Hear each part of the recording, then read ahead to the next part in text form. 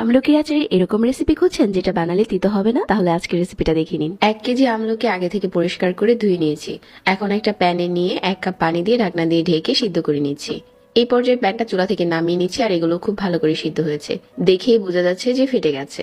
এখন একটা বাটিতে নিয়ে 1 কাপ চিনি দিয়ে দিচ্ছি। চিনিটা ভালো করে আমলকির সাথে মিশিয়ে নিচ্ছি। তো এইভাবে করে মিশিয়ে কিছুক্ষণ রেখে দিচ্ছি। এখন দিয়ে দিচ্ছি 1 কাপ সরিষার তেল আর 5-6টার মতো শুকনা মরিচ আর কিছু আস্ত পাঁচফোড়ন দিয়ে দিচ্ছি। এখন দিয়ে দিলাম আমলকিগুলো, যেগুলো আমি আগে থেকে চিনি দিয়ে মাখিয়ে রেখেছিলাম। তবে এই আচারটা চাইলে কেউ গুড় দিয়েও বানাতে পারেন।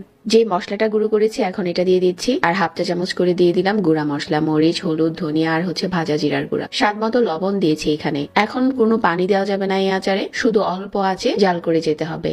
আচারটা 1 বছরের মতো ভালো রাখার জন্য এখানে 2 টেবিল চামচ সিরকা দিয়েছি আর শুধু মাঝারি আঁচে জাল করতে থাকছি। জাল করতে করতে একটা সময় এমনিতেই এটার কালার চেঞ্জ হয়ে যাবে। আমলকিগুলো দেখতে অনেকটা স্বচ্ছ হবে। এই পর্যায়ে চুলা